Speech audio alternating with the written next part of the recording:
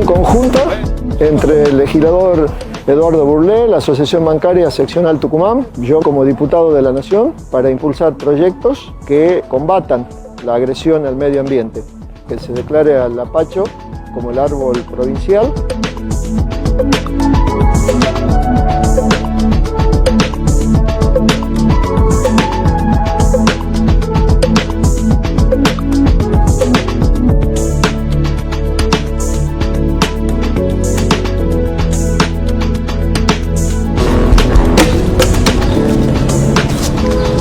Chango, no haga.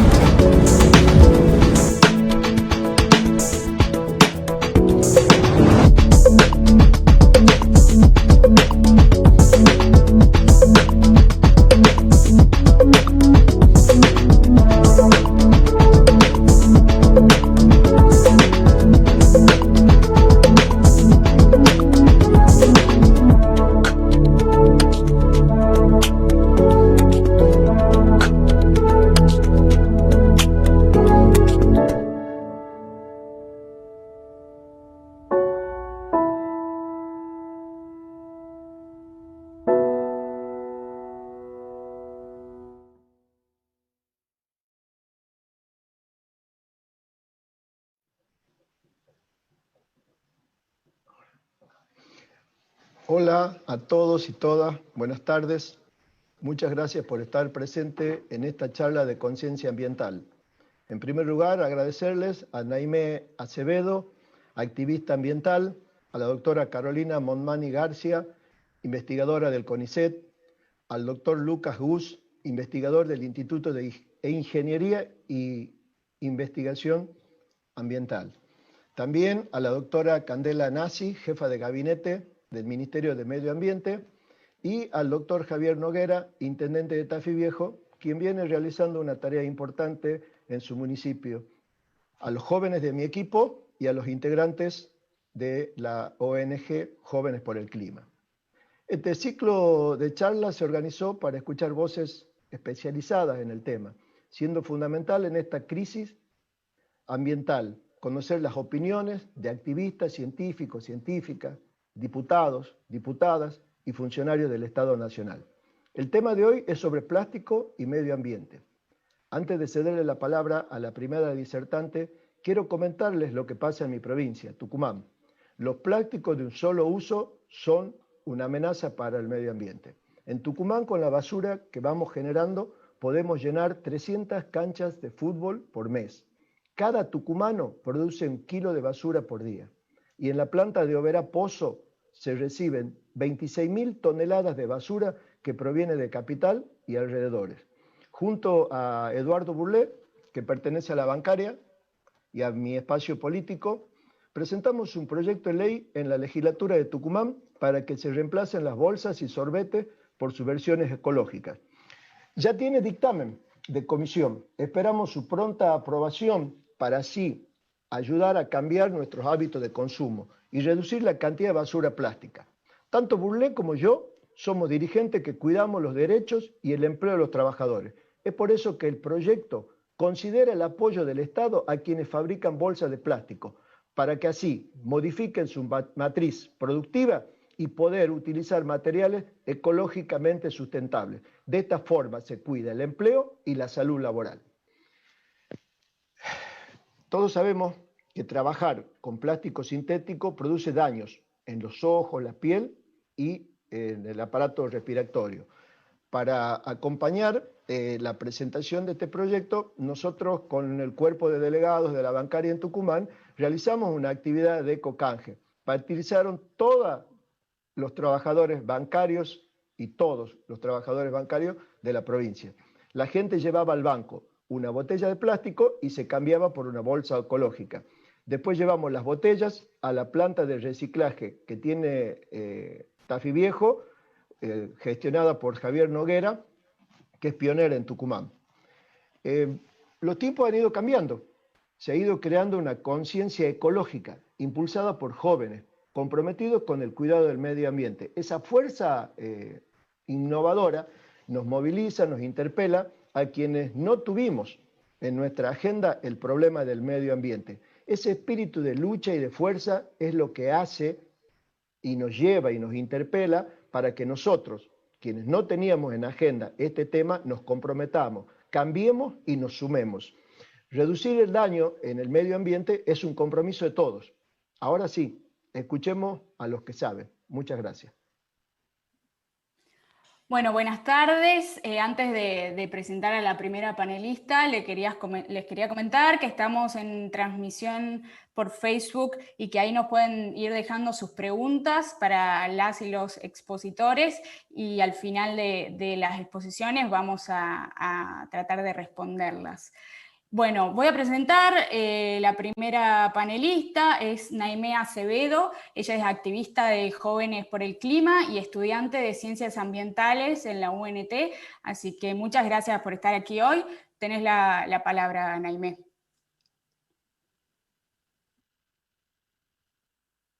Hola, muchas gracias. Primero, muchas gracias por la invitación y por generar estos tipos de espacios. Y bueno, como bien dijeron, yo soy de Jóvenes por el Clima Argentina, pero milito en la provincia de Tucumán. Y bueno, como dijeron, vamos a hablar de plásticos y ambiente. Y para empezar para hablar de la situación actual, creo que estaría bueno ponernos en contexto y que la cantidad de plástico que se consumen en Argentina es de un 43,5 kilogramos per cápita por año, y que su mayor uso se debe al packaging, a los envases y a los embalajes, que esto se refiere a un 45%, y estos son datos de la Cámara Argentina de la Industria Plástica, y bueno, vendrían a ser datos bastante concretos al ser de esta industria. Y bueno, después el tema de la contaminación fluvial es otro tema muy importante y que alerta mucho, porque cada año son 8 millones de toneladas de plástico las que llegan a los océanos. Otra gran amenaza también son los microplásticos, que son partículas bien chiquititas de 5 milímetros, que se hallaron en diferentes especies marinas que se destinan al consumo humano. También se registraron 704 partículas por milímetro cuadrado en lo que sería el río Paraná. 80% de las especies marinas de Tierra del Fuego contienen microplásticos, y estos son datos bastante impactantes que también intervienen en lo que se refiere a la salud pública, y son datos de la FARM. Pero bueno, el impacto va más allá del problema de la contaminación directa de los residuos, y en este caso del plástico, que mayormente es en el que se centra la preocupación pública, porque suele verse a la problemática del plástico como un tema separado de la crisis climática. Pero la realidad es que su producción, como los desechos, son fuentes importantes también de emisiones de gases de efecto invernadero. Por ejemplo, las emisiones asociadas al plástico son de 900 millones de toneladas de dióxido de carbono al año. También se estima que para 2030 sean 1.300 millones de toneladas las que se emitan, y eso es como si fueran 300 plantas de carbón bombeando continuamente. Y eso es una cuestión alarmante.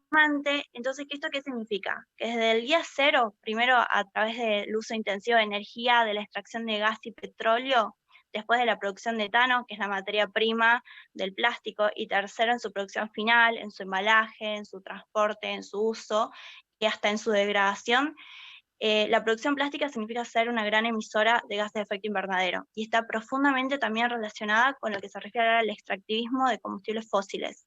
Bueno, por ejemplo, según la Agencia Internacional de Energía, los productos petroquímicos, es decir, el plástico, representan el 14% del uso del petróleo, pero se espera que alcancen el 50% para 2050. Esto porque la industria de combustibles fósiles está invirtiendo miles de millones de dólares ¿en qué? En los plásticos, en crear nuevos plásticos, porque está habiendo un gran crecimiento económico, y más al notar este intento mundial de reemplazar las energías que se usan actualmente, las energías tradicionales, por otras renovables. Es más, en el Foro Económico Mundial del año pasado, anunciaron que se estima que la producción de plástico se duplique en los próximos 20 años. Y esto es porque se ve que las operaciones de fracking están bajando en cuanto a los combustibles fósiles para el uso continuo de energía. Pero entonces el plástico vendría a ser como un subsidio por los pozos ricos en etanos que ya existen. Entonces esto nos lleva a una pregunta que nos la hacemos mucho en lo que es nuestro movimiento, que es: ¿la responsabilidad es solo de las empresas o cuál es el rol del Estado? Un anuncio bastante bueno que tuvimos el año pasado fue que la Unión Europea va a prohibir los plásticos de un solo uso para 2021 y para 2025 las botellas deben tener un 25% de contenido reciclado. Esta normativa es muy buena, pero a pesar de esto las empresas seguro sigan encontrando o creando formas para usar el plástico. Y esto es porque principalmente, entonces, desde acá debemos centrarnos en lo que son las deficiencias del sistema de reciclaje. Y es así que un grupo históricamente excluido cobra máxima importancia y son los recuperadores urbanos. Se genera tanta, pero tanta cantidad de plástico que es imposible absorberlo en el ambiente, ya sea cual sea el método de disposición final, sea enterramiento o sea incineración. Los recuperadores urbanos, la verdad es que cumplen un servicio fundamental para la economía circular que buscamos conseguir y para el cuidado del planeta que se necesita. Entonces, ellos se encargan literalmente de lo que es la recuperación de residuos, del reciclaje y de la disminución del enterramiento en los rellenos sanitarios. ¿Podemos observar una mayor inclusión de recuperadores urbanos? Sí, pero sigue siendo una actividad principalmente informal, con un alto riesgo por las condiciones mínimas de higiene y seguridad, plagada de trabajo infantil y está inmersa también en situaciones de explotación. Entonces, para mejorar esta situación, el Estado tiene que garantizar, conforme a su legislación interna, obviamente, un reciclado con inclusión social. Y esto de la mano de implementar un servicio público con la gestión social de la mano para la recolección diferenciada. Por ejemplo, y hablando más puntualmente de la provincia en la que vivo, son aproximadamente 1.100 los recuperadores urbanos, estos son datos del año pasado, y hay varias cooperativas en crecimiento. Por ejemplo, me comuniqué con la gente de la cooperativa Anseri, y estos datos me los brindó Mary Anastasio, que es quien preside esta cooperativa, y son 150, y ella me dijo que en su cooperativa, 150 recuperadores urbanos pueden evitar que vaya relleno sanitario 300.000 kilos de material. Entonces tenemos que buscar que esto suceda en más localidades, porque hay cooperativas en nuestra provincia que tienen la ventaja de tener al Estado por detrás, y tenemos que conseguir que eso pase en todas partes. Entonces, para ya terminar, los plásticos realmente significan un avance en la sociedad, lo han significado especialmente para proteger la salud y también como una fuente generadora de trabajo. Pero en el escenario actual, en un escenario más amplio y real, en un escenario de una crisis climática, tenemos que analizar esa inocuidad que nos dicen las empresas que tienen el plástico en un ambiente que en realidad es altamente contaminado por él. Entonces, los proyectos relacionados a la gestión de residuos sólidos urbanos bien implementados y con inclusión social, obviamente, disminuirían significativamente la contaminación de los cursos del agua, las emisiones de gases de efecto invernadero, las toxinas vertidas en el aire y generarían nuevos puestos de trabajo. También la conciencia sobre la separación de residuos va en aumento, estamos viendo cuál es la respuesta a la sociedad, y seguramente eso ayude y traiga notables beneficios y ayude a mejorar la gestión de los residuos sólidos urbanos. Entonces, la responsabilidad que vemos en el uso de plástico por sobre la crisis climática y ecológica que nos encontramos es colosal. Y es urgente actuar y empezar a implementar estas políticas públicas que vemos que son tan necesarias. Y bueno, desde JOCA tenemos algunas propuestas que nos parecerían importantes. Obviamente que esto se iría tratando, pero desde nuestro lado vemos que hay un avance en cuanto a lo que se está tratando por lo menos en nuestra provincia.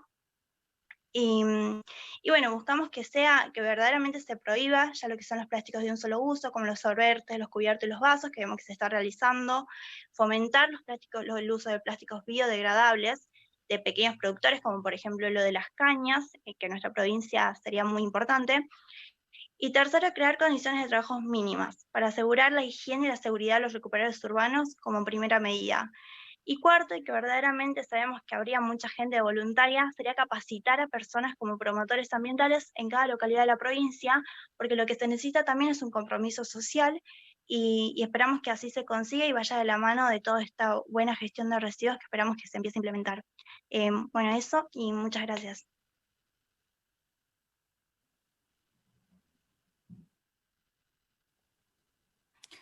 Muchas gracias, Naimé, muy interesante. Muchas gracias por tu activismo también. Ahora vamos a seguir con Carolina Monmani, quien es bióloga, investigadora de CONICET en el Instituto de Ecología Regional en Tucumán. Realizó su maestría y su doctorado en la Universidad de Puerto Rico estudia, entre varias cosas, los residuos sólidos urbanos, basurales abiertos y algo muy interesante, insectos plastívoros o que comen plástico. Tenés la palabra, Carolina, así nos contás en detalle todo esto. Muchas gracias y muchas gracias a Naimé por la introducción tan buena que hizo. Yo les vengo a aportar un poco más en la línea que ella introdujo sobre los problemas principales y las posibles soluciones que ya se están pensando desde la academia y sobre todo en el ámbito de la ecología, que es donde yo trabajo. Yo quiero que esta charla no sea una charla más, sino que el que me esté escuchando, sobre todo en las soluciones, trate de ubicarse en el mapa y ver qué puede aportar desde su lugar.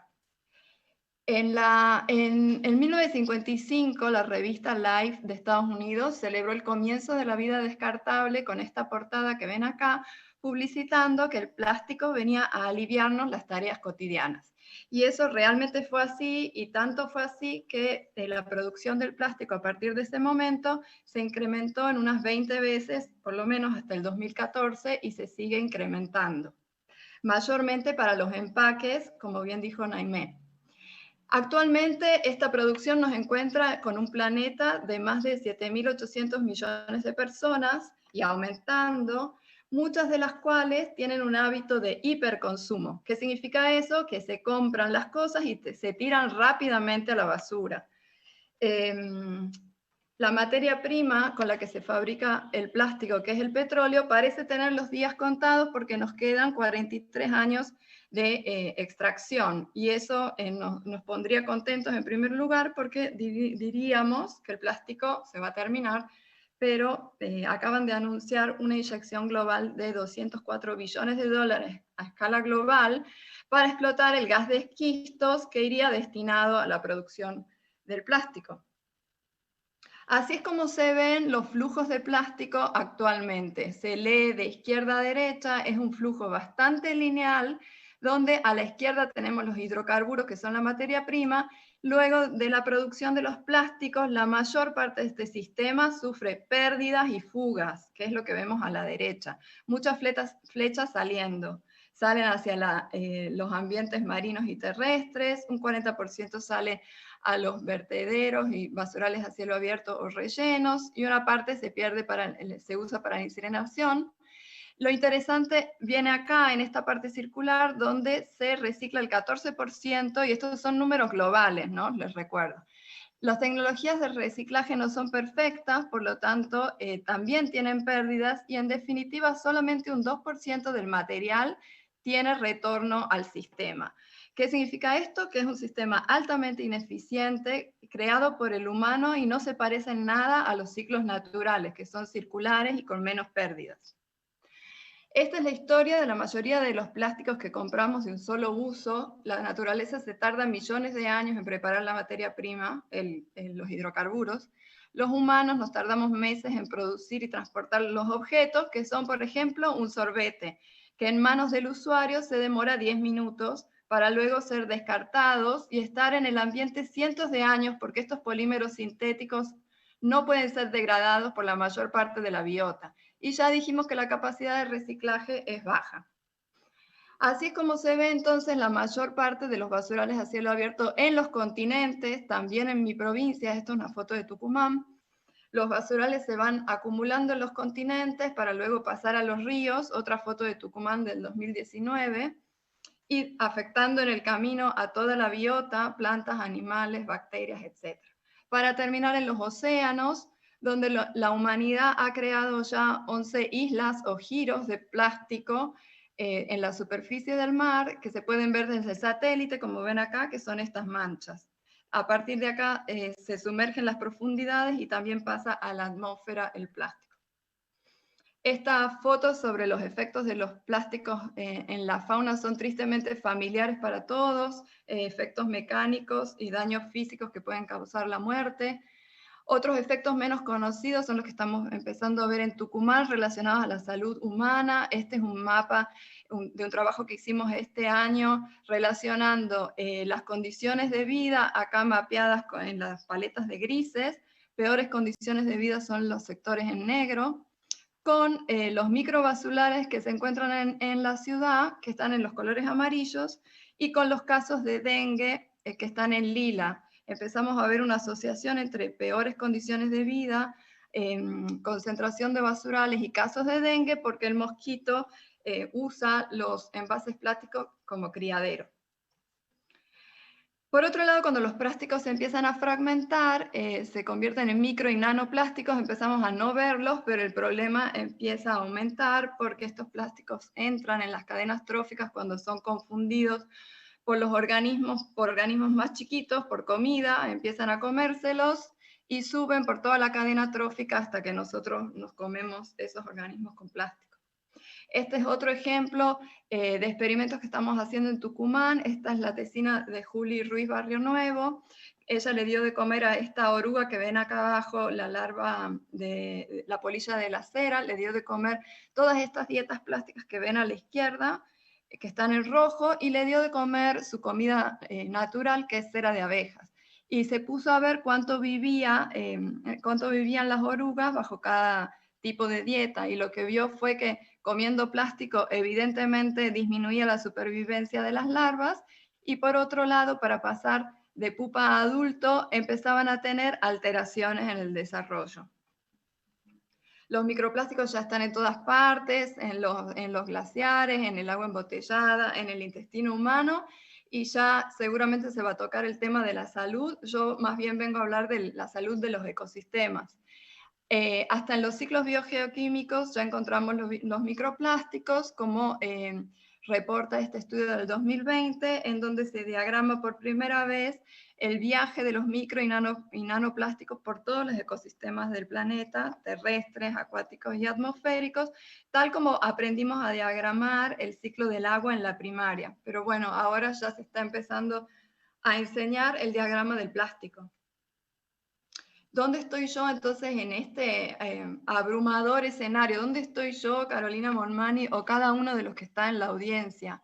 Bueno, les traigo una síntesis de las soluciones desde la academia y siempre pensando en qué puede hacer cada uno desde su lugar. Lo primero que advierten es no invertamos tantos recursos o todos los recursos en mitigar, porque mitigar nunca va a ser suficiente, y hay modelos súper sofisticados que les puedo pasar al que le interese en esa literatura. Pero si nos esforzamos en limpiar, perdemos el foco en lo más importante, que es innovar en la cadena productiva del plástico. Voy a ir mencionándolos de menos importante a más importante, perdón. Número 4, expandir los sitios de disposición segura del plástico. Muy importante, incrementar las tasas de reciclaje, reuso, todo lo que vuelva a circular a este ciclo. Y lo que es atacar el problema de raíz sería reducir el consumo de plástico y la producción de plástico. Lo más importante de todo es volver este sistema lineal en un sistema productivo circular. Para lograr esto, que va a ser gradual, tenemos que tener una comunicación y una coherencia muy alta entre todos los niveles de organización de la sociedad, donde los ciudadanos que estamos acá abajo, que recuerden que somos 7.800 millones de ciudadanos, al cambiar nuestros hábitos de consumo y manifestarnos pidiendo un modelo de economía circular, vamos a ir a impactar a los otros niveles de organización, y desde arriba hacia abajo en la escala sería bueno apoyar con leyes, con incentivos, programas, mecanismos y educación. Y ya para terminar, volveríamos el sistema lineal que les acabo de mostrar, lo volveríamos circular si cada uno de los 7.800 millones de personas que estamos acá, fíjense, somos consumidores, empujamos esta rueda para empezar a diseñar materiales que tengan retorno, involucrar a los académicos como yo y a los educadores, a los inversionistas y a los responsables políticos para empezar a producir usando material reciclado y llegar finalmente hasta las compañías que van a terminar de cerrar el círculo.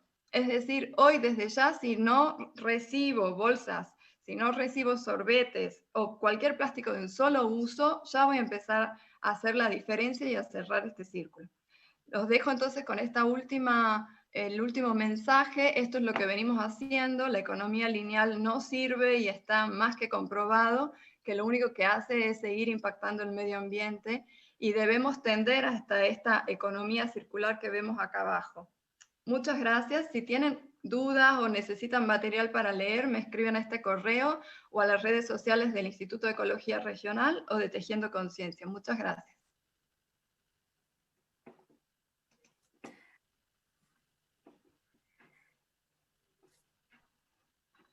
Muchas gracias, Carolina. La gente estaba muy interesada por todo lo que venís investigando. Ya te dejaron algunas preguntas que después te haremos. Y qué importante lo que mencionás, ¿no? De, bueno, preguntarnos qué podemos hacer cada uno desde nuestro lugar. Ahora seguimos con Lucas Gus, que es biotecnólogo de la UNSAM, en donde también realizó su doctorado en Ciencia y Tecnología. Luego realizó un postdoctorado en la UBA, y él estudia los plásticos biodegradables y forma parte del Centro de Biodegradabilidad de Plásticos, formado por la UNSAM, la UBA, UBATEC y FUNINTEC. Algo muy interesante es que en esta pandemia formó parte del equipo que desarrolló telas para barbijos antimicrobios y antiviral.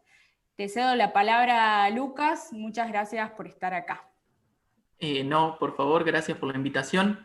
Bueno, yo soy investigador del CONICET y mi área de especialidad es la ciencia de los materiales, así que ahondando un poco más en el tema que estuvieron hablando recién, por ejemplo, Carolina, les voy a hablar un poco de las innovaciones que hay en cuanto a materiales más amigables con el medio ambiente. Entonces, ya hablamos un poco, ya se habló acá de lo que generan los plásticos en el ambiente y el incremento exponencial que hubo durante las últimas décadas de la presencia de residuos plásticos en distintos ambientes. Ahí Carolina mostró un mapa sobre lo que es algunas de las islas de basura que hay, siendo la más grande y la más conocida la isla de basura del Pacífico.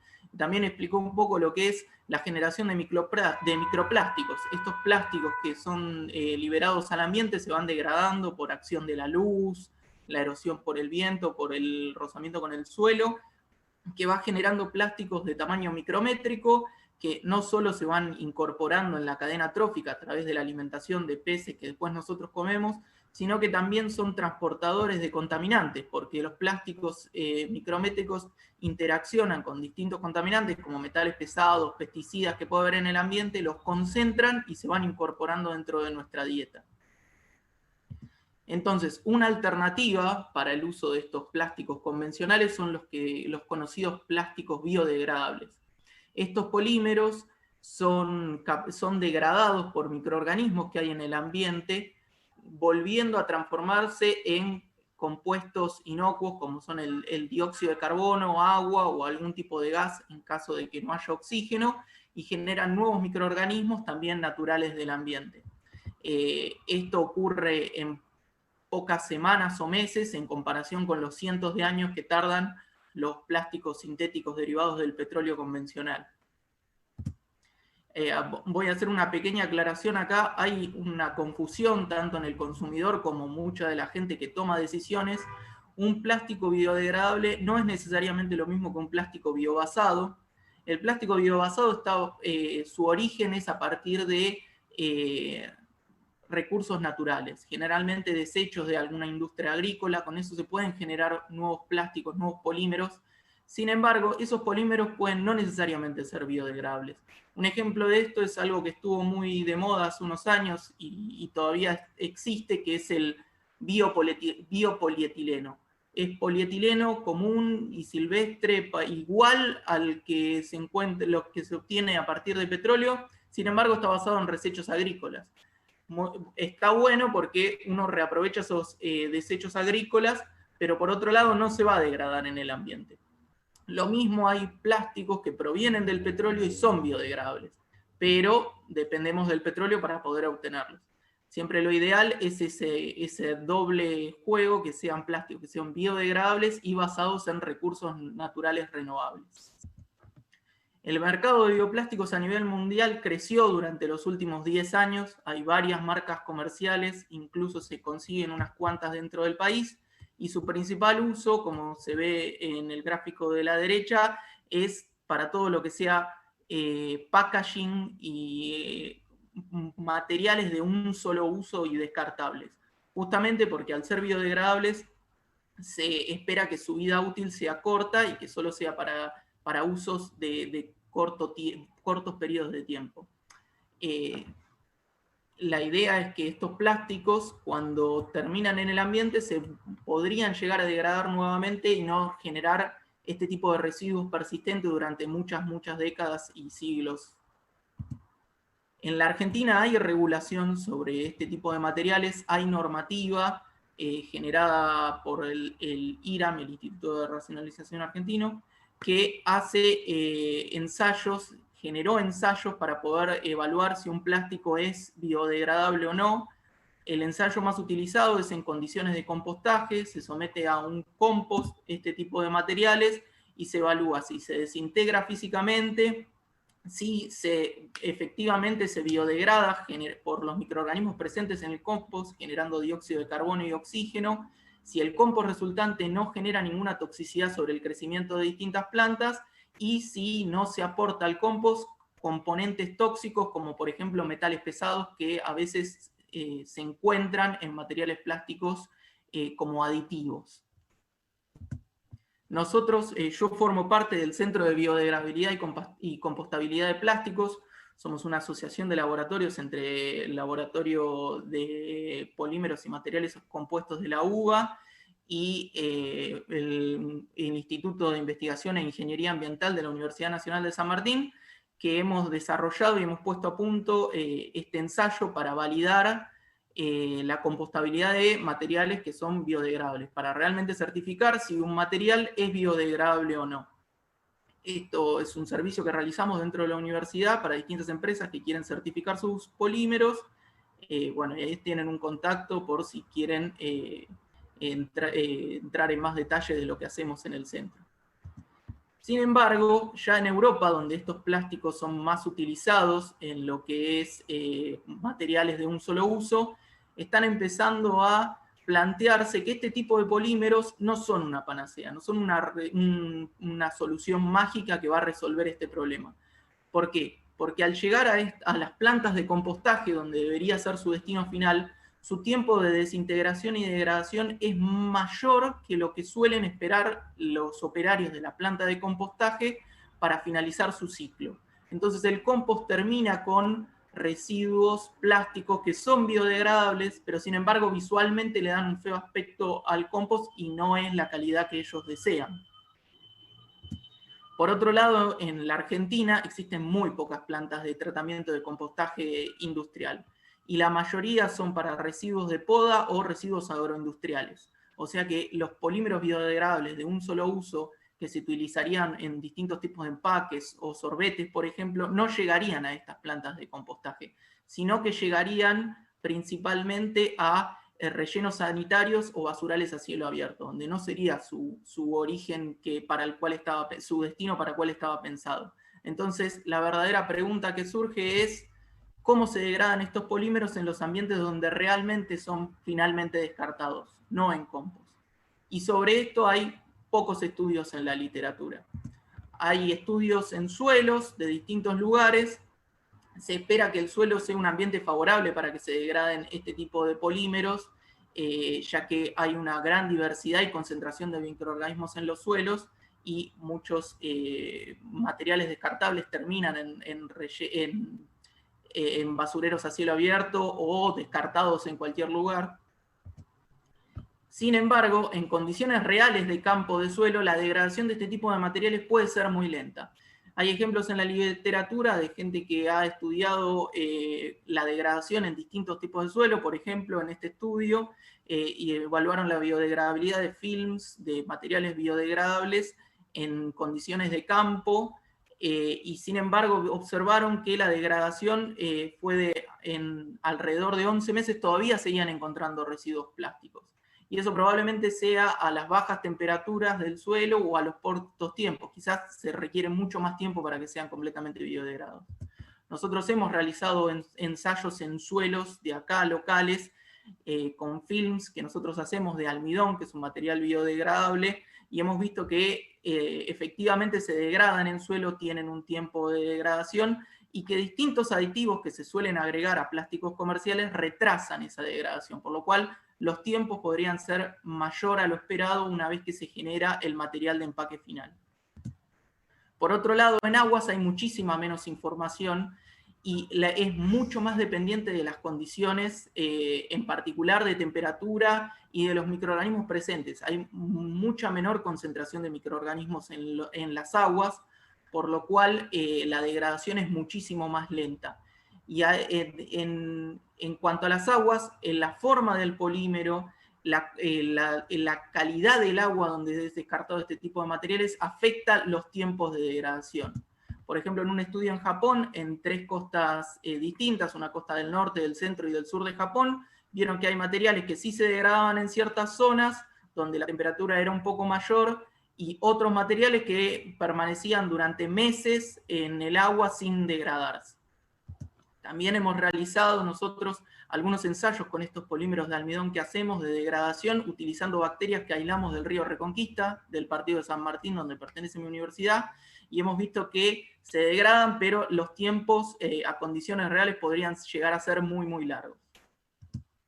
Por último, si bien existe otro destino final posible de este tipo de materiales, es la digestión anaeróbica, por ejemplo, en lo que son rellenos sanitarios. Ahí no hay oxígeno y este tipo de materiales terminaría enterrado durante muchos años sin oxígeno, y existe la duda de si se podrían llegar a degradar o no.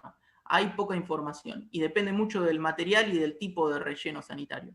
Sin embargo, este tipo de degradación podría ser acoplada con la generación de energía, de biogás, por lo cual podría ser un efecto beneficioso que no estamos aprovechando. Este tipo de residuos podrían llegar a acumularse en digestores anaeróbicos y generarse biogás luego de su fin de ciclo útil. Por lo tanto, como una pequeña conclusión, es que habría que pensar muy bien a dónde van a parar este tipo de materiales una vez utilizados, por más que sean biodegradables. Porque la biodegradabilidad, los tiempos, el porcentaje de degradación va a depender mucho de la disposición final de estos tipos de materiales descartables. Entonces, como una conclusión general, es necesario evaluar la biodegradación de este tipo de materiales en condiciones de campo locales, porque no es lo mismo lo que ha reportado en la literatura en otros países que lo que puede llegar a pasar en nuestros suelos y nuestras aguas. Y por más alentadores que sean estos tipos de materiales biodegradables, es necesaria una separación correcta y una gestión correcta de los residuos sólidos urbanos para que este tipo de materiales biodegradables terminen en una disposición final ordenada y donde sea su lugar de disposición final.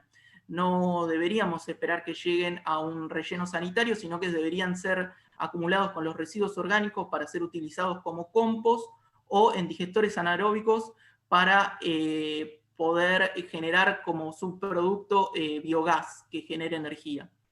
Por otro lado, es importante la promoción y puesta en marcha de plantas de tratamiento adecuados. Como dije, hay pocas o nulas plantas de compostaje industrial en el país, o generar biodigestores anaeróbicos para lo que serían los residuos sólidos orgánicos biodegradables de las ciudades. Por último, les quiero mostrar acá un poco, este es el grupo en el que trabajamos en el Laboratorio de Polímeros y Materiales Compuestos de la UBA, somos unos cuantos, y el grupo de la Universidad Nacional de San Martín, en el Instituto de Investigación e Ingeniería Ambiental, y nada, muchas gracias por su atención.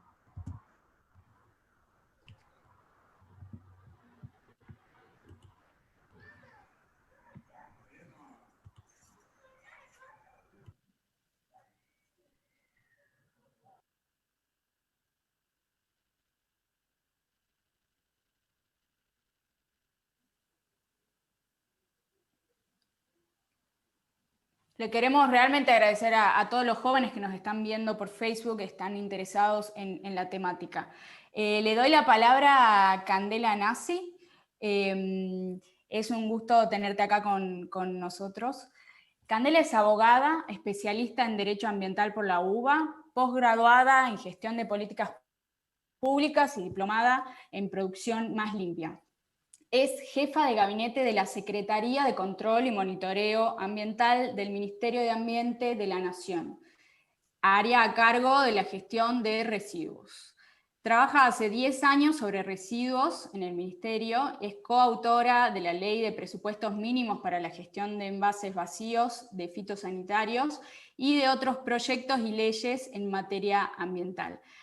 Antes de darte la palabra, les quería decir que pueden ir dejándonos sus preguntas, que al final los expositores y las expositoras van a estar respondiéndolas. Ahora sí, Candela, tenés la palabra. Hola, buenas tardes a todos. Ante todo, bueno, agradecerle al diputado Carlos Cisneros por la invitación a exponer en este evento. La verdad que celebro este tipo de encuentros que nos dan la oportunidad a todos los que venimos trabajando desde hace tiempo en temas tan afines a la agenda ambiental, de poder exponer el trabajo que se viene realizando. En mi caso, bueno, voy a comenzar hablando un poco del trabajo que venimos desarrollando desde el Ministerio de Ambiente y Desarrollo Sostenible, a cargo del ministro Juan Cabandier y particularmente el secretario de Control y Monitoreo Ambiental, Sergio Federovisky. Ni bien comenzó esta gestión, a comienzos del año se sancionó una resolución, la resolución número 56, por medio de la cual se creó la Mesa Técnica de Trabajo de Economía Circular, que tiene como objetivo desarrollar diferentes submesas de trabajo en cuestiones afines a la gestión de los residuos. Y particularmente una de estas submesas tuvo por objeto el análisis de la cuestión relativa a los plásticos. Dentro de esa mesa de trabajo, que estuvo compuesta por representantes del sector privado, también del sector público, con el Ministerio de Producción y el Ministerio de Desarrollo Social, se llevó a cabo una serie de relevamientos vinculados a lo que hace a la gestión del plástico propiamente dicho, y fue allí donde tomamos conocimiento de que el 1,7% del PBI de la República Argentina está compuesto por la industria del plástico, lo que representa aproximadamente 2.800 pequeñas y medianas empresas que se dedican a la gestión, vinculada obviamente a lo que es el plástico en sí, y a su vez supone más de 50.000 puestos de trabajo en este tema. Esto implica que la industria del plástico en nuestro país se concentre fundamentalmente en la provincia de Buenos Aires y en la ciudad de Buenos Aires. Ustedes pueden ver ahí, de acuerdo a los datos que fueron relevados por la Cámara de la Industria del Plástico del año 2017, que el 81% de la actividad de la industria plástica argentina se concentra entre la provincia de Buenos Aires y la ciudad. Tan solo el 19% está fundamentalmente en la región centro del país, lo cual realmente nos da cuenta de que lo que hace a la generación de este insumo, de este producto, tiene una concentración muy marcada. Lo que hace la industria plástica de nuestro país también supone que en la Argentina se consuman 1.483.000 toneladas de productos plásticos por año, con un promedio de 40 kilos por habitante. Actualmente en nuestro país se producen 1.369.000 toneladas de plástico de este 1.483.000 que se consume, y el recupero es bastante bajo, son 250.000 toneladas por año las que se recuperan en nuestro país de plástico, lo que representa aproximadamente un 17%, lo que implica también que, de acuerdo a lo que fue relevado por el SEAMSE en el año 2017, solamente lleguen algo más de 6.000 toneladas entre PET y plásticos a el SEAMSE propiamente dicho. Tengamos en cuenta que el SEAMSE recibe aproximadamente el 40% de los residuos que se generan en nuestro país, ya que alcanza a toda la región de AMBA, Ciudad de Buenos Aires y región o área metropolitana, lo que implica que no más del 18% del plástico que se pone en el mercado nacional esté siendo recuperado. Una tasa realmente baja. Y esto también repercute en otras cuestiones que son un poquito más preocupantes. Desde la Secretaría de Control y Monitoreo Ambiental tenemos el área de movimientos transfronterizos de residuos, dentro de los cuales se encuentran contemplados los plásticos, y desde allí nosotros monitoreamos, por intermedio de lo que hace a la aplicación de la normativa vigente, tanto las importaciones como las exportaciones de residuos. Y aquí hemos tomado conocimiento en los últimos años de que se han importado fardos de botellas PET que ingresan a nuestro país como residuos para abastecer a industrias que los utilizan como insumos de sus procesos productivos. En el año 2018 se comenzaron a importar nuevamente, ustedes pueden ver aquí en este gráfico, que desde el 2010 y esporádicamente han tenido lugar una serie de importaciones de residuos plásticos, y principalmente el origen es proveniente de países como China, Estados Unidos, México y Uruguay, para abastecimiento, como les decía, de la industria local que los utiliza y que se encuentra con una capacidad ociosa bastante importante de esta materia prima, lo cual nos levanta obviamente la pregunta de por qué con tanta generación de plásticos y por qué con tanto plástico desecho en nuestro país necesitamos importar. Tengan en cuenta que estos datos de importación de residuos plásticos son los que oficialmente nosotros tenemos y con los cuales contamos desde el Ministerio, pero que ello no obsta a que exista también importación clandestina de este material. Ahora bien, ¿qué estamos haciendo desde el Ministerio de Ambiente y Desarrollo Sostenible en esta materia? Cuando se inició la gestión, vislumbramos que realmente existe mucha carencia de dato oficial respecto de lo que hace a la generación de residuos y también de otras cuestiones relevantes en la materia ambiental. Por eso fue que por medio de la resolución 161 se creó el Centro de Información Ambiental, con el objetivo de que funcione como un observatorio a partir del cual sea posible monitorear en forma permanente e informar a la sociedad respecto de la generación de residuos, el estado de los bosques, biodiversidad, entre otras cuestiones relevantes en la materia. Y este Centro de Información Ambiental está orientado principalmente a hacer realidad el derecho de acceso a la información pública. Asimismo, contamos con un proyecto en materia de residuos de aparatos eléctricos y electrónicos que es financiado por el GEF y se encuentra siendo ejecutado por intermedio de la ONUDI y que tiene como objetivo, entre otros componentes, proceder a la gestión adecuada de los plásticos contaminados con bromo. Como ustedes saben, los residuos de aparatos eléctricos y electrónicos son una gran preocupación en la agenda ambiental, sobre todo por su consumo creciente vinculado a la obsolescencia programada de estos aparatos, razón por la cual proceder a la gestión adecuada del plástico, que generalmente está presente en carcasas de computadoras, televisores, heladeras y demás, resulta sumamente importante. Recientemente, la semana pasada, hemos aplicado un proyecto que se está generando en el marco del convenio de Basilea para el manejo ambientalmente racional de los plásticos, los residuos plásticos, que tiene por objetivo trabajar en todo lo que hace al relevamiento y el inventario de plásticos, los microplásticos y también la basura marina, una de las grandes preocupaciones que, como ya mencionaba Carolina, necesitan un especial abordaje. Y no quiero dejar de resaltar la única ley que tenemos en nuestro país de presupuestos mínimos que contempla el principio de responsabilidad extendida del productor, que es la ley de envases vacíos de fitosanitarios. En nuestro país, los agroquímicos y este tipo de envases, los fitosanitarios, requieren una gestión particular y diferenciada, y fue receptado por intermedio de esta ley un procedimiento especial para la gestión de los mismos, que realmente es muy interesante porque implica la adopción, como les decía, del principio de responsabilidad extendida del productor, y con ello la obligación por parte de los fabricantes e importadores de proceder a la gestión de estos envases. En Argentina se producen y se ponen en el mercado aproximadamente 17 millones de envases de fitosanitarios por año, lo que representa aproximadamente 13.000 toneladas, un número nada despreciable que también requiere de una gestión adecuada.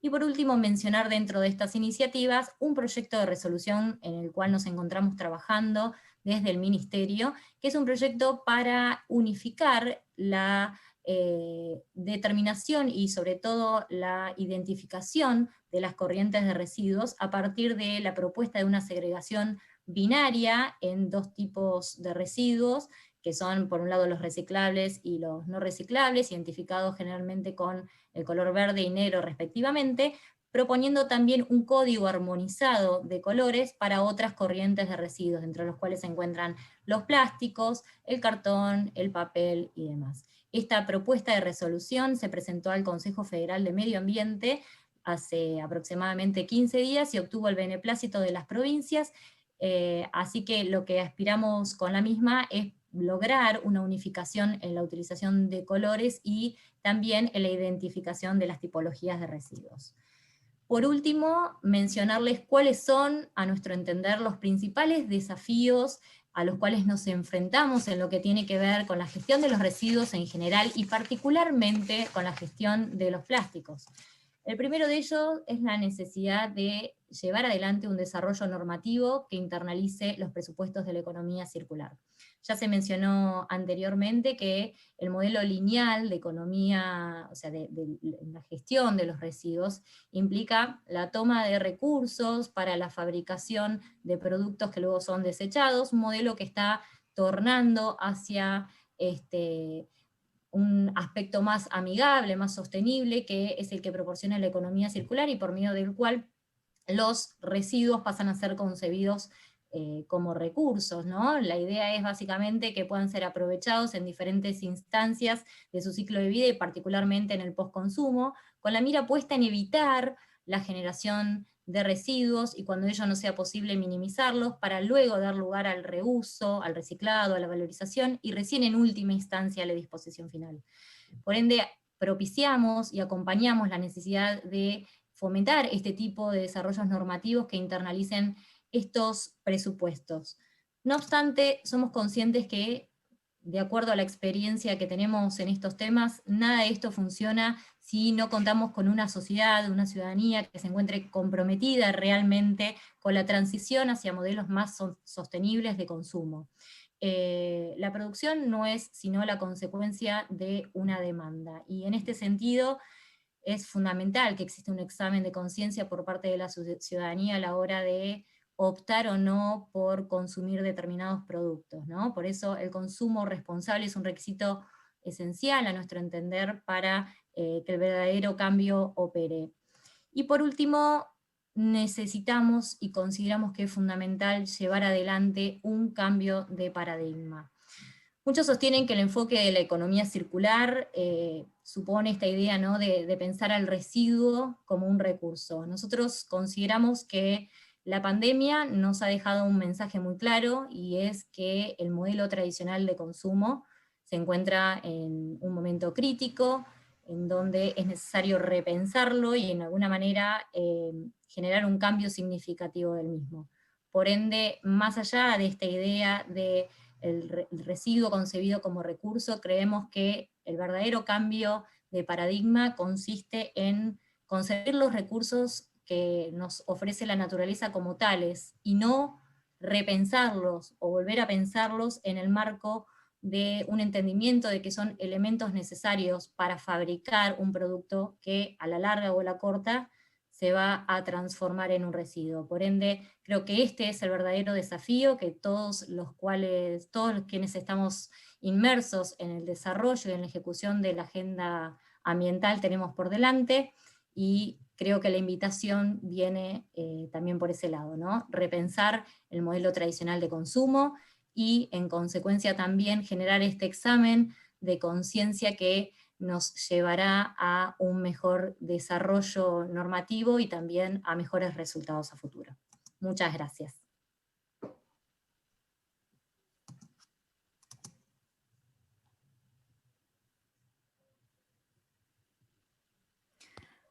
Muchas gracias, Candela, por compartirnos todo lo que vienen haciendo desde el Ministerio de Ambiente de la Nación.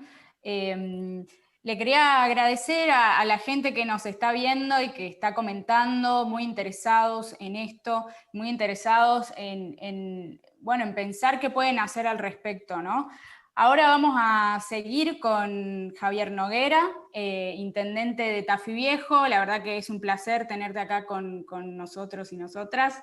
Javier es intendente de Tafí Viejo, es periodista, es abogado y político argentino, fue secretario de Estado y de Estado de Innovación y Desarrollo Tecnológico de Tucumán desde 2009 a 2015. Y en Tafí Viejo se encuentra la primera planta de reciclaje de la provincia de Tucumán, así que él nos va a contar un poco más sobre esto y sobre su visión respecto a la temática. Te cedo la palabra, Javier, un gusto tenerte acá.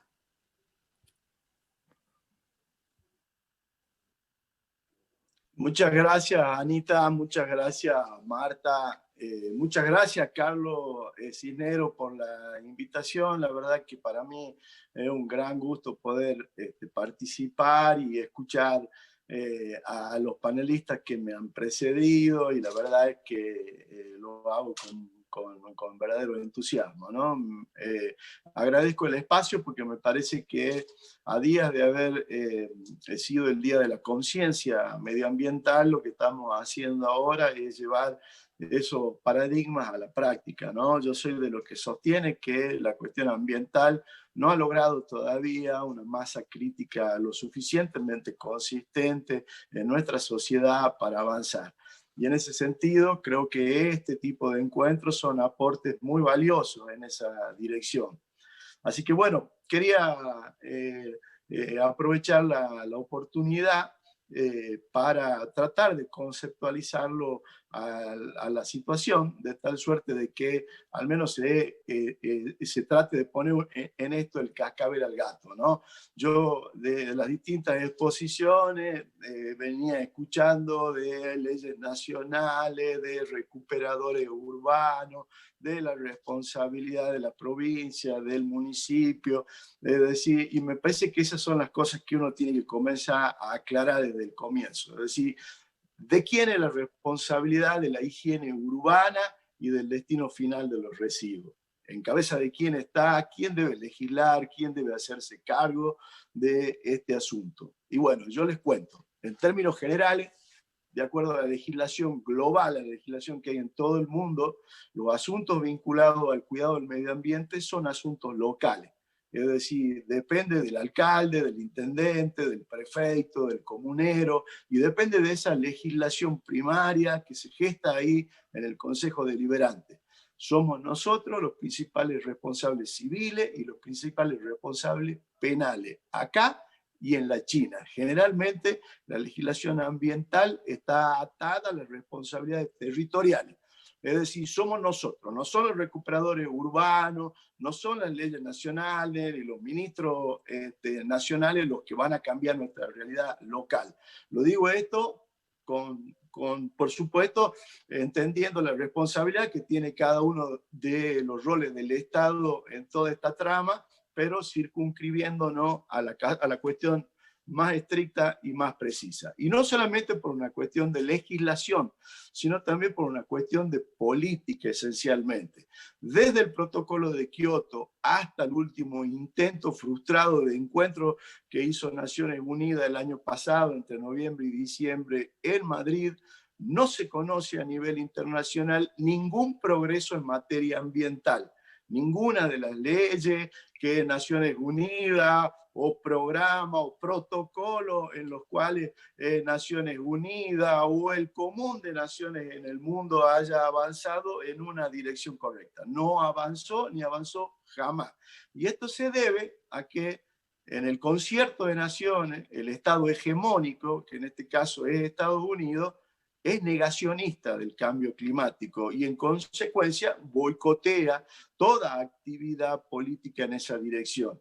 En consecuencia, la revolución, el cambio ambiental va a estar siempre en los gobiernos locales. Esto que digo de los Estados Unidos puede comprobarse incluso territorialmente y van a ver cómo los distintos condados, municipios de los Estados Unidos e incluso provincias de los Estados Unidos llevan adelante ambiciosas agendas ambientales, sin que sin embargo el gobierno lo haga. Eso quiere decir que la responsabilidad sigue en cabeza nuestra y en consecuencia somos nosotros, los intendentes, los alcaldes, los que tenemos que llevar adelante esta transformación. Dicho esto, creo que desde el punto de vista del municipalismo concretamente existe lo que se llama las buenas prácticas. Es decir, no solamente buenas prácticas de cómo tratar a los residuos, sino también buenas prácticas parlamentarias. Es decir, hoy a nivel global ya se sabe cómo legislar, cómo separar, de qué va cada polímero y cómo, en general, aplicar las distintas tecnologías a los distintos procesos de los distintos materiales que producimos en las ciudades. Es decir, el primer paso que tiene que dar un municipio que quiera seguir esta ruta es firmar el Compact of Mayors, que es el compromiso que llevamos adelante los alcaldes de todo el mundo por realizar acciones concretas de mitigación frente al cambio climático.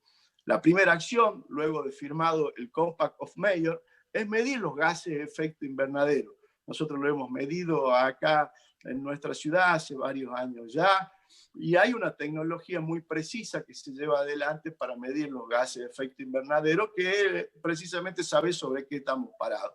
Una vez que uno mide los gases de efecto invernadero, debe llevar adelante una agenda, y una agenda concreta, vinculada al cuidado del medio ambiente, que no solamente se trata de los residuos sólidos urbanos, sino también del ambiente en general.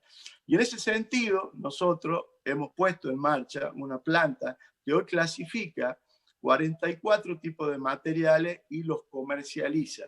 En consecuencia, podemos acreditar no solamente, digamos, en nuestra legislación, sino fundamentalmente en los hechos, esta transformación. Hace poquito también, y leía y lo escuchaba con interés al científico recién que nos comentaba sobre sus experiencias vinculadas a la degradación de polímeros en compostaje, hemos puesto en marcha también una experiencia de compostaje industrial, donde estamos aprovechando ya no solamente lo inorgánico, lo que se puede vender, lo que es comercializable rápidamente, sino lo que generalmente nosotros mandábamos a enterrar, que son los materiales orgánicos, compuestos que integra prácticamente el 60% del total de los residuos que al menos mi vecino dispone. Así que en ese sentido también es importante. Son estas estrategias vinculadas al cuidado del medio ambiente las que van a hacer verdaderamente el cambio. Así que el cambio está en el municipalismo, el cambio está en manos de mis colegas intendentes, a los que siempre estamos, por supuesto, impulsando a que lleven acciones vinculadas a proponer una agenda ambiental que sea sostenible, que sea realizable y que vaya en la dirección correcta. Dos cuestiones nos motivan, ¿no? Ambas de índole filosófico, que me parece que tienen que ver, digamos, también con una cosmovisión. Una de ellas tiene que ver con una de las encíclicas papales, en mi criterio, más interesantes y valiosas, que al menos a mí me ha tocado leer, que tiene que ver con Laudato Si, que me parece que es una obra no solamente filosófica, sino también de caladura tecnológica, de gran valor para el mundo moderno, nada parecido a las encíclicas que estábamos acostumbrados a leer hace muchos años, me refiero al Rerum Novarum, 40º año, que eran encíclicas más filosóficas. En este caso no, en este caso tenemos, digamos, una encíclica que en tiempo real cuenta lo que está pasando hoy con el mundo y advierte distintas soluciones. Creo que es una herramienta muy valiosa para apoyarnos y entender el enorme dilema moral en el que estamos sumergidos hoy. Y la otra herramienta que me parece también valiosa desde el punto de vista filosófico es entender que vivimos en una cultura donde la madre tierra, la Pachamama, formaba y forma parte, digamos, de lo más noble y valioso, digamos, de este patrimonio cultural que sostiene nuestros pueblos originarios, ¿no? Sabernos parte, hijos de la tierra, no como veníamos acostumbrados a nuestra visión tan cartesiana y europea, de entender la naturaleza como una serie de bienes que está a disposición nuestra y en consecuencia afectar esos bienes en beneficio personal. Todo lo contrario. Los pueblos originarios y la cultura de la Pachamama nos entienden a cada uno de nosotros como hijos de la Madre Tierra y en consecuencia a la Madre Tierra debemos todo nuestros favores y nuestra vida, y a ella también tenemos que respetuosamente referirnos y conducirnos. En ese sentido, quiero nuevamente agradecerle profundamente a Carlos que haya dispuesto a generar este espacio de reflexión, de debate, de cosmovisión sobre la cuestión ambiental. Agradezco también las exposiciones, algunas de ellas nos van a servir seguramente para las experiencias que estamos llevando adelante desde el CIAT. Y por supuesto los invito a no solamente compartir la experiencia que estamos llevando adelante, sino también a involucrarse con ideas, a proponer nuevos desafíos, porque creo que para eso estamos, ¿no? En este momento en el cual el medio ambiente está tan fatigado, tan asediado en todo sentido, nos parece importante no solamente reflexionar al respecto, sino fundamentalmente hacer y producir hechos que sean contundentes en pos de simplemente dejarle a nuestros hijos un mundo un poquito mejor del que hemos recibido de nosotros. Muchísimas gracias.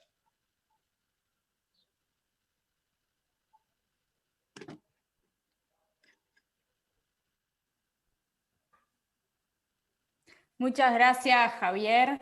De nuevo, agradecerles a las y los expositores, la verdad un panel de lujo. Haber abordado esta temática con ustedes es un placer y la gente estaba muy contenta comentando, agradece toda la información, todas las ideas, las herramientas que brindaron hoy. Vamos a empezar con una ronda de preguntas en el orden que fueron exponiendo. Vamos a empezar con Naimé.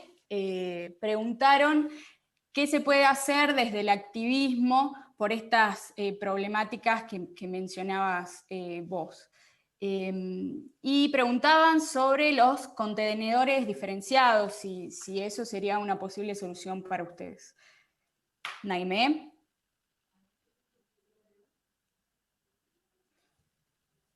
Ahí se está conectando Naimé. Hola. Bien. Bueno, desde Jóvenes por el Clima, o sea, lo que fundamentalmente hacemos es hincapié a esto de cambiar lo que es el ecologismo tradicional hacia otro más contrahegemónico, popular y latinoamericano, teniendo en cuenta todas las demás problemáticas y viendo que la crisis climática ya no se puede comprender únicamente como un grave problema para los ecosistemas, sino que también está muy entrelazada con las relaciones sociales y eso se tiene que buscar complementar y solucionar.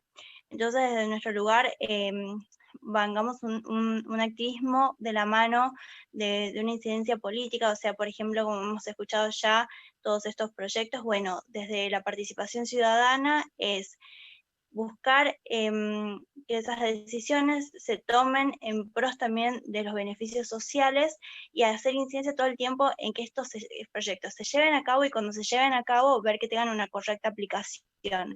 Del lado de la ciudadanía tenemos mucho poder en esas cuestiones y también buscamos esto de concientizar a la población dando cuenta cómo se tienen que hacer las cosas y promoviendo a otros grupos. Por ejemplo, en Tucumán hay un grupo que se llama también Salvarnos Salvando y que hace mucho trabajo de concientización para que la gente entienda cómo son las de la diferenciación de los residuos, a dónde se destina, por qué hacerlo, y que son dos cosas que van muy, muy de la mano. Y después el tema de los cestos que ya están diferenciados.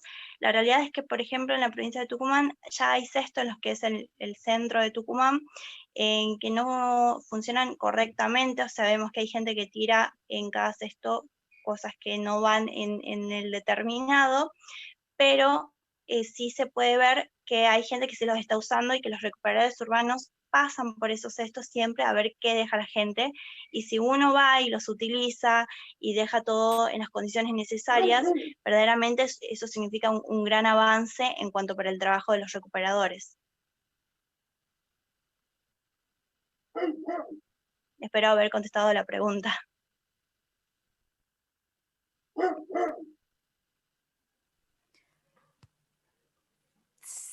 Sí, muchas gracias. Candela justo me está avisando que debe irse a otra reunión, así que Carolina, si podemos hacerle las preguntas ahora a Candela, por favor, así ella después se va. Y Candela nos responde brevemente. Muchas gracias, Carolina. Bueno, a Candela preguntaron sobre el sistema de información que tienen en el área ahí de medio ambiente de la Nación. ¿Cómo podría ser eso? ¿Cómo lo están pensando? Y si sería abierto para todo el público.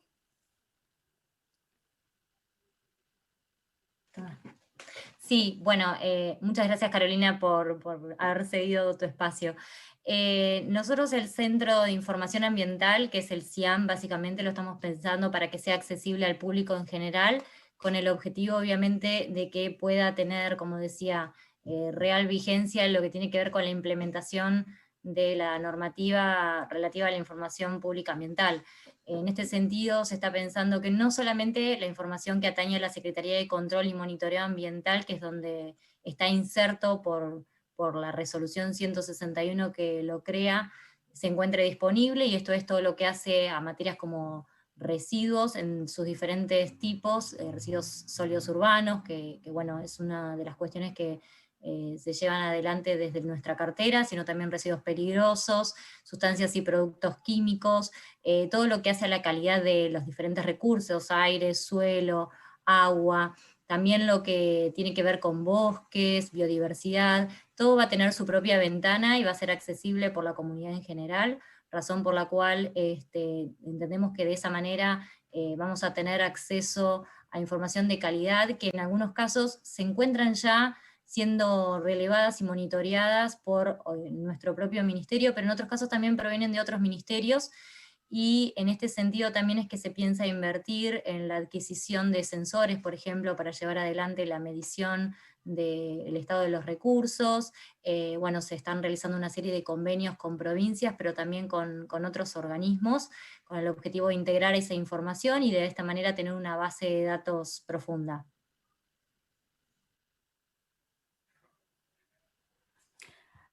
Muchas gracias, Candela, te despido ahora y te quiero agradecer en nombre de todo el equipo y de Carlos por estar acá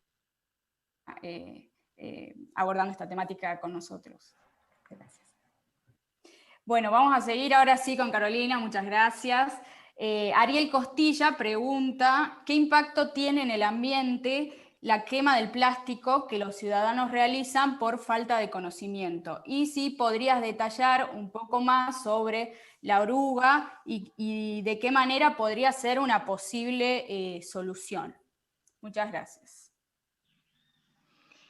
Bueno, Ariel, gracias por la pregunta.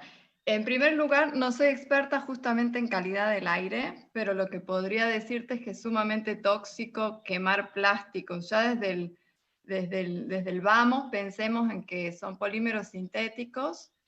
No es lo mismo quemar una madera que termina generando elementos orgánicos que son reutilizables, como el carbono, etcétera. El plástico no, siempre termina en cosas que la biota no puede procesar, ese es el problema. Y ya pensando en que se transforma en aire y nosotros nos respiramos eso, desde el vamos, quemar plástico es absolutamente no recomendado, tanto para la salud del aire como porque no hacemos nada quemando plástico, porque termina en un elemento que tampoco la biota puede desarmar, o sea que es peor, es mucho peor quemar el plástico, no hay ninguna razón para hacerlo. Y la segunda pregunta de la oruga, si va a salvar el mundo, que siempre me hacen esa pregunta, les recuerdo que una de las observaciones de los expertos que yo indiqué casi al final de mi disertación es no poner todos nuestros esfuerzos en mitigar, y ahí caería la oruga. Obviamente es un alivio y nos va a ayudar a resolver parte del problema si es que logramos terminar de desarrollar terminar de entender este proceso hasta el final, y aunque terminemos de entenderlo, está acumulando ese plástico a una tasa tan elevada que por eso es que la ONU y el Foro Económico y los investigadores del mundo advierten que no podemos poner toda nuestra esperanza en todos los esfuerzos de mitigación que hay ahora en el mundo, que son muchos, desde asociaciones civiles que salen a limpiar las playas, que salen a limpiar la ciudad en los días de limpieza. Eso es muy valioso, pero no puede estar ahí nuestra esperanza. Eso es lo que advierten y eso es lo que tenemos que tener muy claro, que simplemente con ir al supermercado y no recibir la bolsa estamos haciendo mucho más que lo que podría hacerse con esfuerzos de mitigación.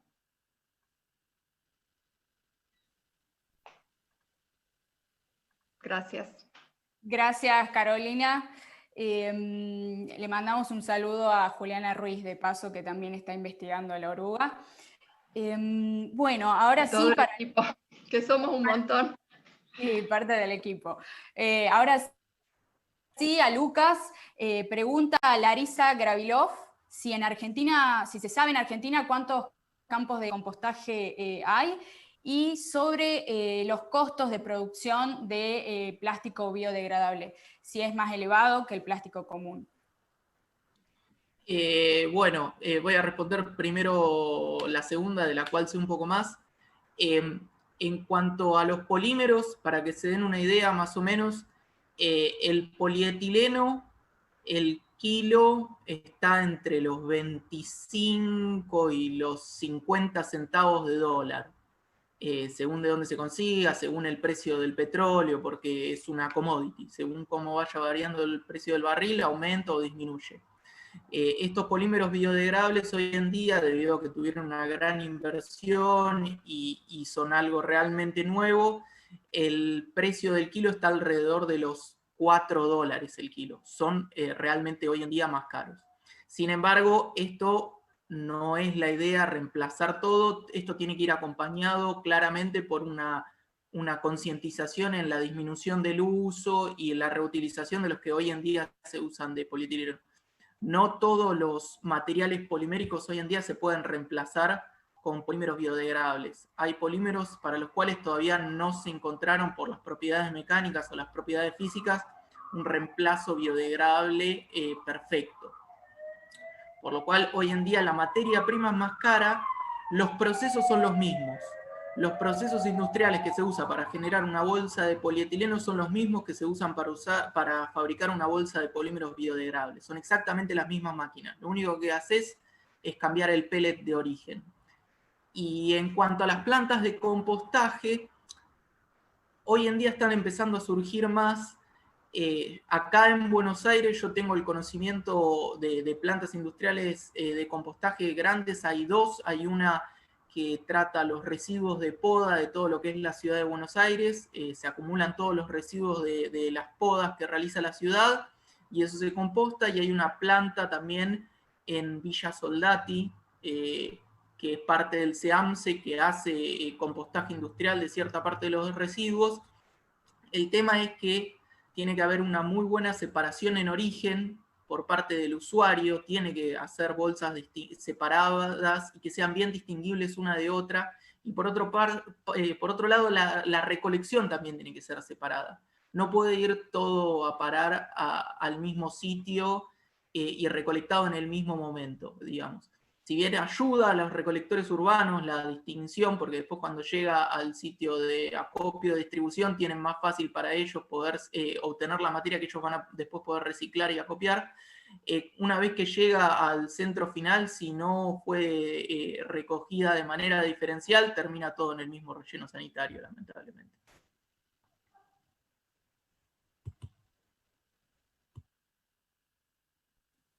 Perfecto, Lucas, muchas gracias.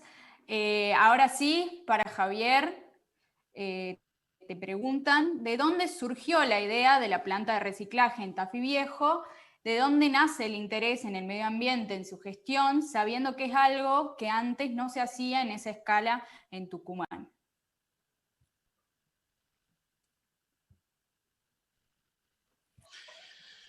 Bueno, sí, es cierto, y hay que agregar un datito más, ¿no? No aparece en las encuestas, es decir, para la clase política en general, no, al no estar en las encuestas también es un hecho que no, generalmente no se valora, ¿no?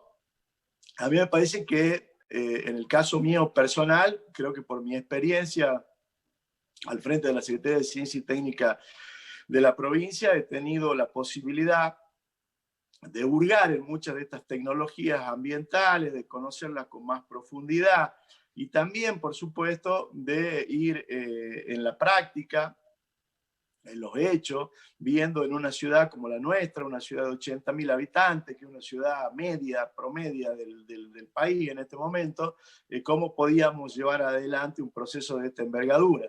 Cada ciudad requiere de una tecnología diferente. La planta del CIAT y las herramientas que nosotros tenemos es para una ciudad de 80, 100.000 habitantes y para trabajar en 3 turnos, digamos, a partir ya de los 100.000 habitantes. Pero no sirve, digamos, para una ciudad más chiquita o para una ciudad como San Miguel de Tucumán. En realidad, digamos, cada tecnología tiene que estar adecuada al volumen de generación de residuos que cada una de nuestras ciudades genera. Pero yo insisto en lo mismo, me parece que es una cuestión local de la política local, territorial, de los municipios, donde el abordaje tiene que ser oficial. Es decir, está bien que aparezcan recuperadores urbanos, forman parte de una realidad social, pero quienes tienen que estar recuperando esos materiales son los municipios. Los residuos conforman, de acuerdo a todas las legislaciones también, incluidas las nuestras, forman parte, digamos, del patrimonio del Estado municipal. Es decir, ¿qué pasa, por ejemplo, en un escenario hipotético donde un vecino mal dispuso, por ejemplo, un paquete de dinero y lo tiró a la basura? ¿De quién es ese paquete de dinero, digamos, que el vecino, para formular, ¿no?, desde el punto de vista teórico, forma parte del Estado municipal?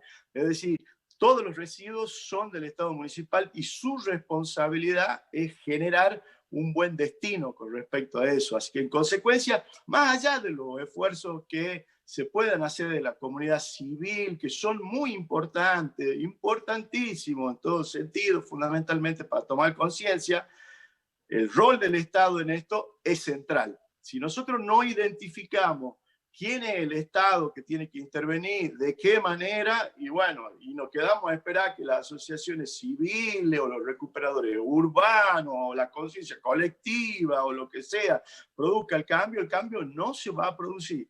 El cambio tiene que comenzar en los municipios, en las comunas rurales, y es ahí donde nosotros tenemos que también ejercer presión sobre nuestros dirigentes políticos y exigir que el cambio se produzca. Hay que identificar quiénes son los actores de los residuos sólidos urbanos, pues estamos hablando de los residuos sólidos urbanos, o de mitigar el cambio climático en términos generales. Y son los gobiernos locales. Eso quería decir también.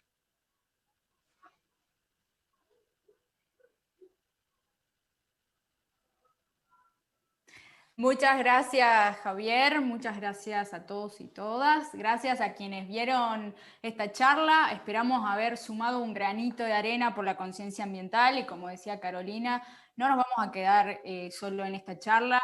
Desde nuestro espacio vamos a seguir trabajando con estos temas, vamos a seguir trabajando en conjunto con científicos, con científicas, con representantes del Estado para poder abordar esta temática y lograr realmente un cambio.